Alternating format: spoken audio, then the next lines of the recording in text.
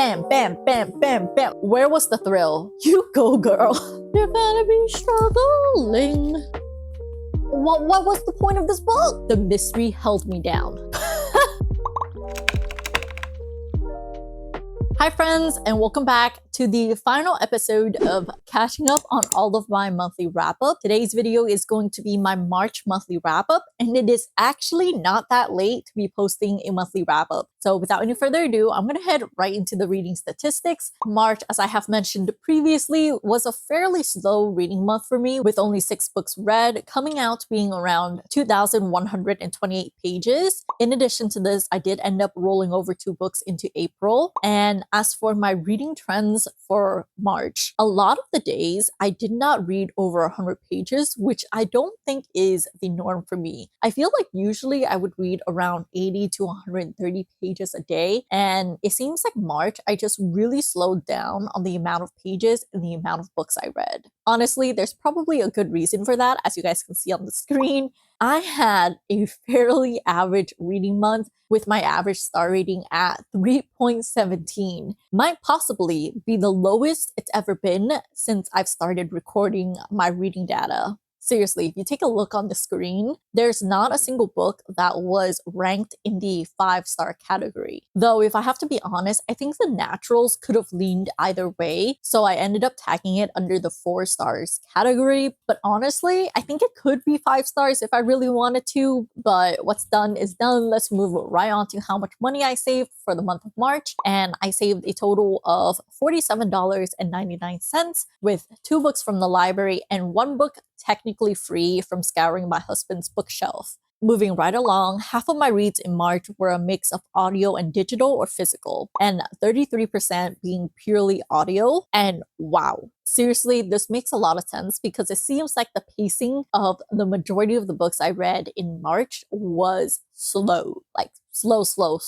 Now for my themes and genres, it should give you guys a little bit of a hint as to what direction I am going for in March, with a lot of mystery and thriller books read. Alright, let's talk about the very first book I finished in March, and it is The Vanishing Half by Bennett. This was a rollover book from February because I wanted to read it for Black History Month, and I'm having a really hard time actually deciding how I feel about this book because I don't know if my rating for it is ultimately based on the fact of me being in the mood for reading. I'm wondering if it impacted the rating or if I just can't connect very well with the story. Ultimately, I did end up rating this 3 stars, and this book actually has a lot of content to it and it has a lot of meat to it. And The Vanishing Half focuses on a cast of characters within a family, and within it we discuss themes of racism, colorism, classism, and identity, with a good mix of LGBTQ representation within the book as well. And I felt like it had a lot of content to showcase to us, but I don't think the execution was well done. One thing I will say though is that I don't recommend listening to the audiobook for this, not because of the narration itself, but the fact that this takes place across multiple timelines and we're skipping back and forth between present day and past day, and it could cause a lot of confusion if you're listening to it on audio, which I did. I ended up dual listening and reading at the same time because I felt like that was the best format for me. However, when I initially read it via audio, it was really difficult for me to keep up with where the storyline was going, and I had to backtrack many times. Let me put this book down because my arm is getting tired. As a whole, I really felt like this book lacked a amount of glue to keep the storyline together and moving towards some. I feel like we are dropped in various points of time and nothing really accumulates and adds up to lead to a bigger picture or lead to the resounding ending of this novel. And quite honestly, I felt like the novel just kind of left it really in the open, but not even in the open of like you answering your own questions, but it just kind of ends without us really having a lot of knowledge as to the point that the author is trying to make. I felt like the book had the themes I mentioned earlier, but it wasn't executed in a manner where it comes out and begs the question of why those themes are important. What can we learn from it? But rather, they exist in the book. I don't really know how to eloquently describe that, aside from the fact that I just didn't think the story as a whole really stuck together very well, and it didn't really capture my attention. I felt like specifically with the moving timeline going back and forth, there was no real reasoning for it, and nothing really connects back together. There was actually one pivotal moment in the story where I was on the edge of my seat, like really wanting to know what happens next, and it was kind of disappointing to see the author's execution to brush past that, move to a different timeline, and when we are finally brought back to the presumed present, it was months later, and we didn't really get the resolution or the idea of it afterwards. It's just hard for me to state exactly what just didn't click for the story. I just felt like we didn't get enough of the characters themselves for me to really dive deep and be emotionally invested in the story. So I think it is a fine read, and I think the narration in the audiobook makes it a lot more immersive. However, this one just lacked a little bit of depth for me. So the next book I finished is A Reign of Rose, and this is the third book of the Sacred Stones trilogy. So again, a little quick premise, even though I literally gave a premise in my February reading wrap up, but just think a magical healer becomes a prisoner to the King of Onyx,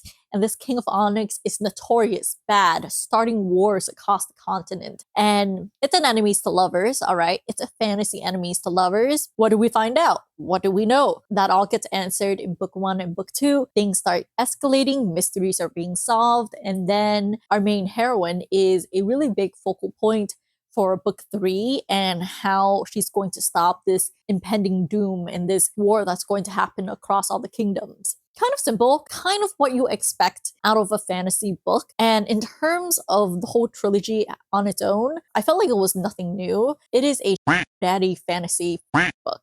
And with all things fantasy, the stakes are really, really high. So tell me why this book was so boring. It was so boring. I was dragging my teeth through the first third of the book because nothing was happening. Nothing was happening. I need you guys to understand this, that both of the characters were in wherever they are, in the settings that they are set up, and they were just there, and nothing happens until they reunite. It was so boring. I don't know what else to say. It was so boring. I gave it 2.5 stars. I do think that was a fairly generous rating because we go from like having a very boring first third of the book to some things being set up, some mysteries being resolved, and then the last third was bam, bam, bam, bam, bam.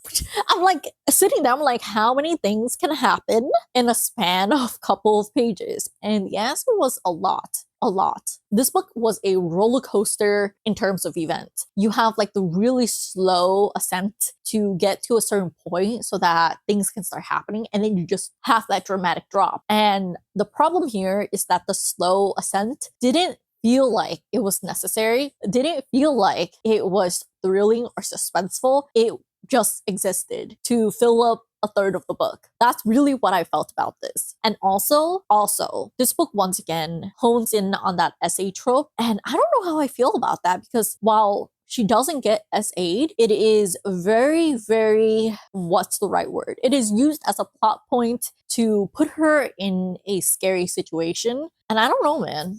I guess, okay, it makes a little bit more sense now that I've read the third book and the first part. But again, not my favorite trope. And that in itself being the focal point for the first third was just gritting my teeth, biting my nail, trying to get past it. I almost wanted to DNF it, but this would have been the second fantasy I have ever read and finished from like the beginning to the end. So I really wanted to finish it all the way through.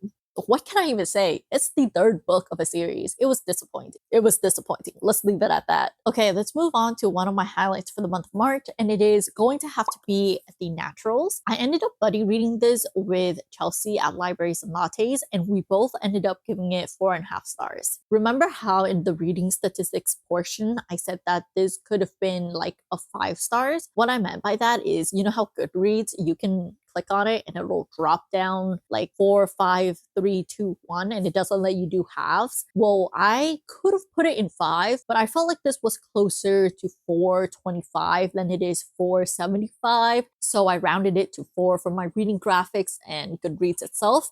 However, that does not take away from the fact that this read was fantastic. Honestly, I feel like now that I read the second book, I'm so biased and I feel like this could have been the 5, but I'm getting off on a tangent again. Let's talk about what The Naturals is. Basically, in the novel, we follow our main character, Cassie, as she is recruited into the FBI Academy because of her innate ability to profile people, aka take a look at what they're doing, take a look at what they're wearing, how they are acting, and get into their psyche. And in this academy, there are plenty of other teens who have similar innate abilities as hers, such as an emotion reader and a lie detector.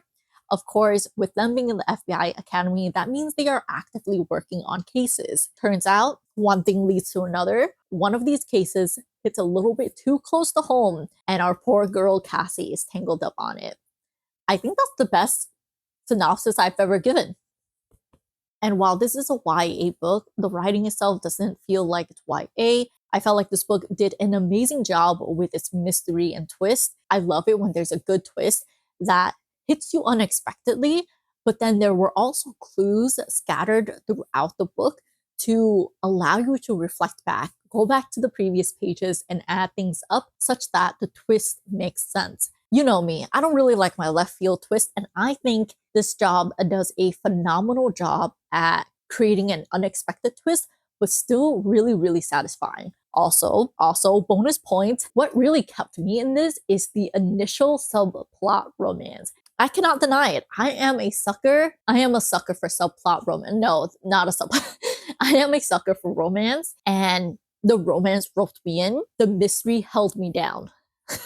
That sounds so wrong. The mystery held me down, okay? It captured my attention by the halfway mark, and I just needed to know what was going to happen. So much so that I went ahead, immediately borrowed the second book, and Chelsea and I already finished buddy reading with it. And honestly, I liked it way more than this one. Not to say that this one was bad, but now that I know the characters, I'm invested. I'm so invested, but also the relationship.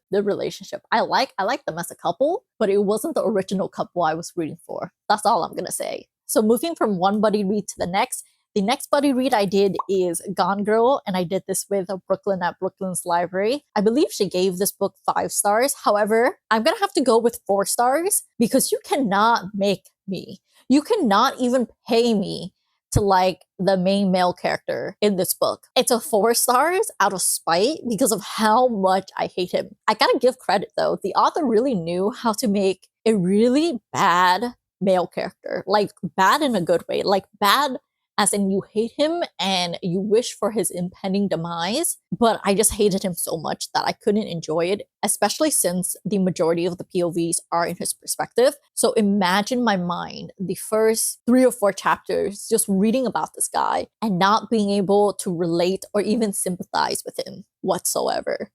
I'm gonna put this down. This book is heavy and I'm fairly weak. Given that it's 2025, chances are you have at least heard of the name Gone Girl, especially with its major movie adaptation coming out in 2014, a whole decade ago. However, I'm gonna fill you guys in on what the synopsis is for any future me's out there who hasn't gone around to reading the book or even watching the movie yet. So Gone Girl starts off with our couple's 5th wedding anniversary. However, our female lead is missing and presumed dead, and with our main male lead being the primary suspect for her murder. This book had so many twists, so many turns, so many reveals, and I was just slobbering it up page after page after page.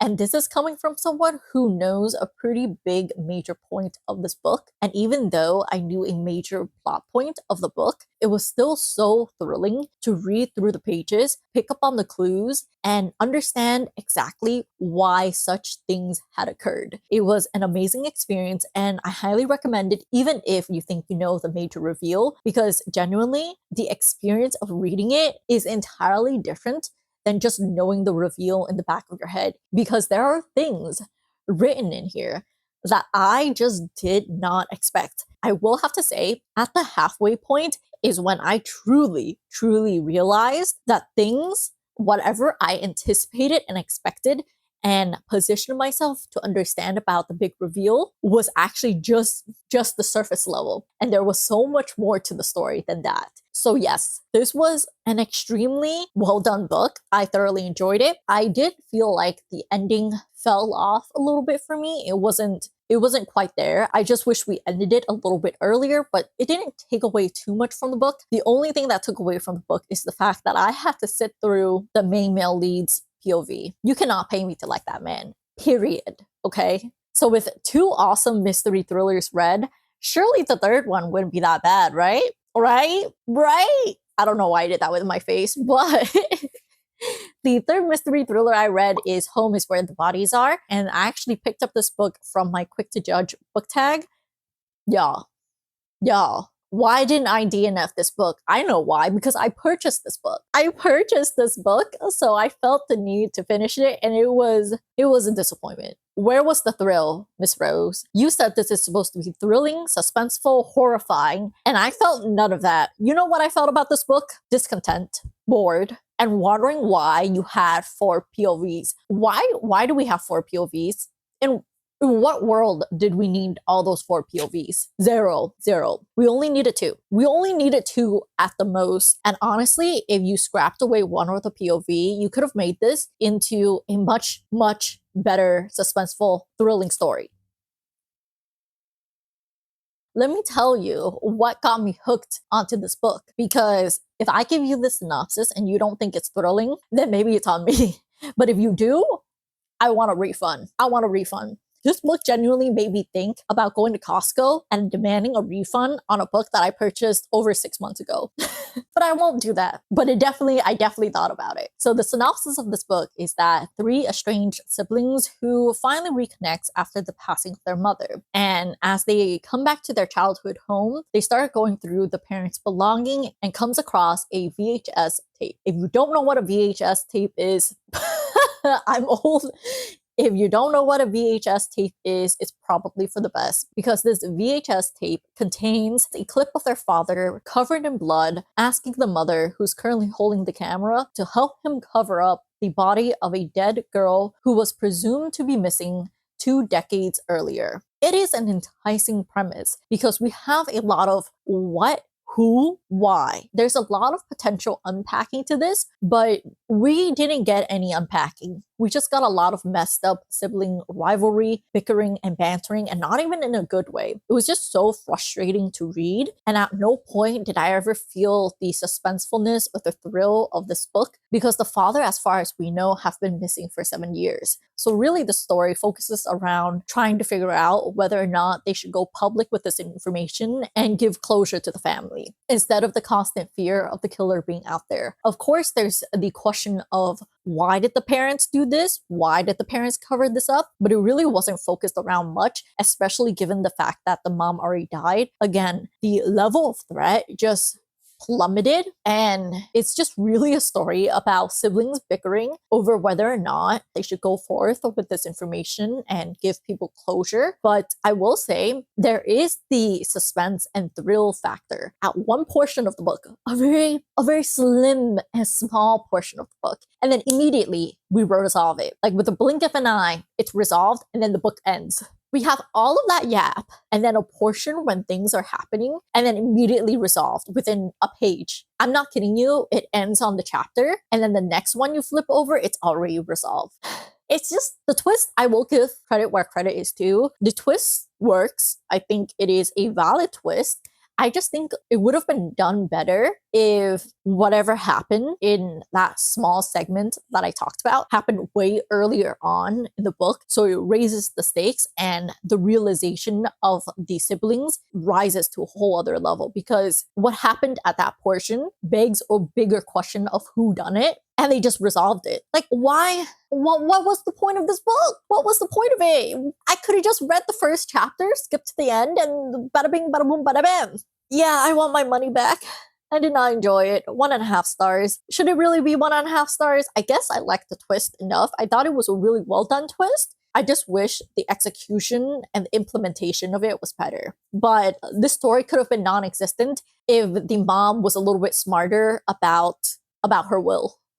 That's all I have to say. That's all I have to say. Now I'm gonna do a really quick reading wrap up of a brand new world for Honkai Star Rail, which is called Amphoreus. I learned that there's going to be 8 parts to this world. So this is probably the last time I'm gonna talk about this series, Honkai Star Rail, and this world until maybe the halfway point, but I'll definitely leave it in the reading statistics data so you guys can see that it's read and it added up in the count of books. But what I learned from talking about Penacony and all of its individual parts is that it's just too much. It's just too much, all right? So I'm going to give you guys a quick synopsis of Amphoreus. I gave this 4 stars. It's a very, very well done and a solid introduction to the brand new world, even if there's a lot of information dump, but it's necessary because of the world building. However, I didn't get to connect with a lot of characters as of yet. So 4 stars, it's a good read. And it could have been higher if not for the fact that this is a video game read and a portion before I could continue on with the story. I literally had to do these puzzles and it just took me out of the story completely. So in this particular section, the Trailblaze crew finally decided to land on a unmarked territory called Amphoreus. And as our characters start interacting and exploring the new city, they begin to realize that things may seem peaceful, but it really isn't. And this civilization actually has a doomsday counter. Think 2012. They are basically approaching this doomsday event and they need us to help them defeat Titans, the god of this world, to retrieve their flame and ignite the fire in the city to prevent doomsday from happening. A very over-the-top synopsis.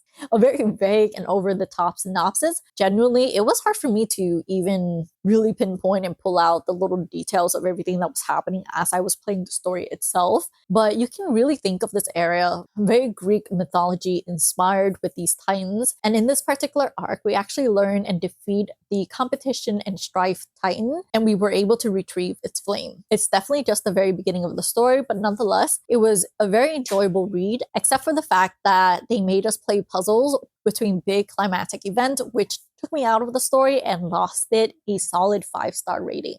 With 6 books, hopefully I didn't go off on too much of a tangent, but now let's take a quick look of how I'm doing with my 2025 challenges and reading goals. For my 25 before the end of 2025, with the Naturals read, that is 1 more book I can cross off the list. As for my 2025 reading goals, I actually checked off 3 more boxes, and this puts me at a very good spot to hit bingo on if I could catch up on all of Emily Henry's backlog by the end of April. Because if I'm able to do that, we will officially hit bingo by the end of April, and then I can work on my next set of bingo and blacking out my 2025 reading goals. As for my diversity book bingo challenge, it is getting a little bit more difficult to fill in some of the squares, so I might have to gamify it a little bit and do some of my own personal prompt brainstorm for some of these categories. That is something I have in the works, and I'm planning to cook it up in May, June, and July. Hopefully I could fill out a couple more squares without needing to brainstorm too much until then. But now that officially concludes all of my monthly wrap up for the beginning of 2025. I'm so proud of myself for actually being able to catch up on all these videos back to back with the past couple of weeks. Are any of these books intriguing to you, or have you read any of them? Let me know down in the comment section. And as always, thank you so much for being here with me and listening to all of my yambles. Yambles. Why is talking so hard? And I will see you guys in the next video. Bye!